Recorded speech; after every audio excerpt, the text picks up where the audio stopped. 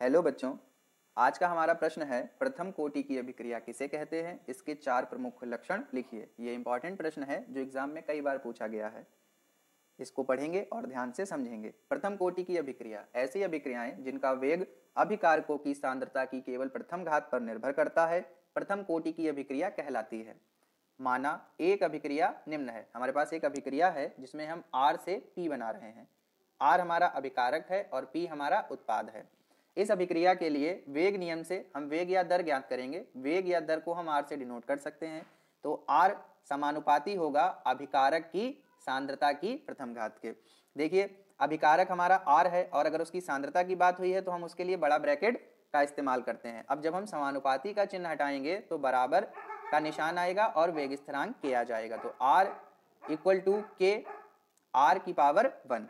अब देखिए ये जो हमारी समीकरण हमको प्राप्त हुई है यही तो परिभाषा में समझाया गया है, ऐसी अभिक्रियाएं जिनका वेग। तो देखिए हमने एक अभिक्रिया ली, अब इसके वेग की बात कर रहे हैं। वेग को हमने R से लिखा है। अभिकारकों की सांद्रता की केवल प्रथम घात पर, तो देखिए ये अभिकारक है और ये बड़े ब्रैकेट के अंदर है तो मतलब सांद्रता की बात हो रही है और उस पर घात लगी है प्रथम। तो ऐसी अभिक्रिया जिनका वेग, देखिए वेग अभिकारकों की सांद्रता की केवल प्रथम घात पर, अभिकारक की सांद्रता की केवल प्रथम घात पर निर्भर करता है, प्रथम कोटि की अभिक्रिया कहलाती है। इसको अब हम एग्जाम्पल से समझेंगे। हमारे पास एक अभिक्रिया है N2O5 gives 2NO2 plus half O2।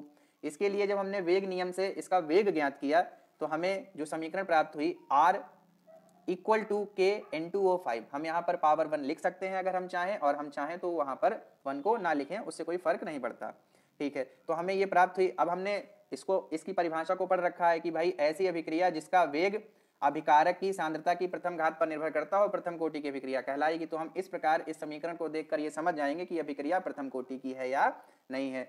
अगली अभिक्रिया हमको दे रखी है C2H4 plus H2 gives C2H6। अब देखिए यहाँ पर R बराबर के C2H4। देखिए अब इस अभिक्रिया को देखकर आपके समझ में आ रहा होगा कि देखिए यहाँ पर तो केवल एक अभिकारक था, हमने उसको लिया। यहाँ पर भी अभिकारक एक था, हमने उसको लिया।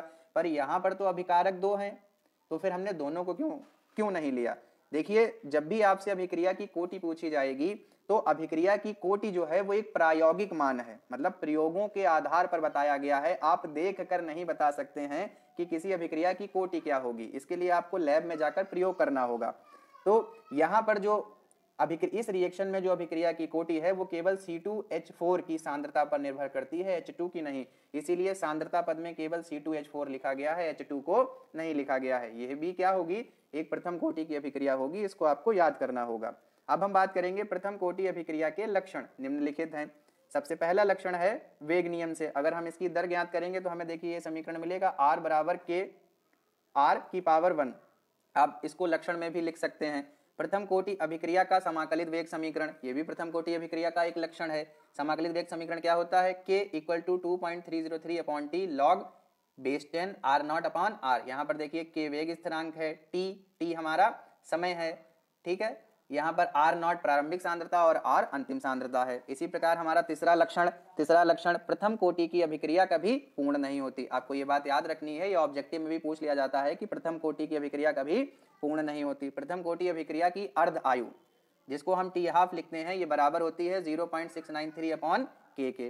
प्रथम कोटि की अभिक्रिया का वेग स्थिरांक K equal to 0.693 upon T half होता है। प्रथम कोटि की अभिक्रिया के लिए वेग स्थिरांक K का मात्रक सेकेंड इनवर्स होता है व इसकी दर R का मात्रक mole litre inverse second inverse होता है।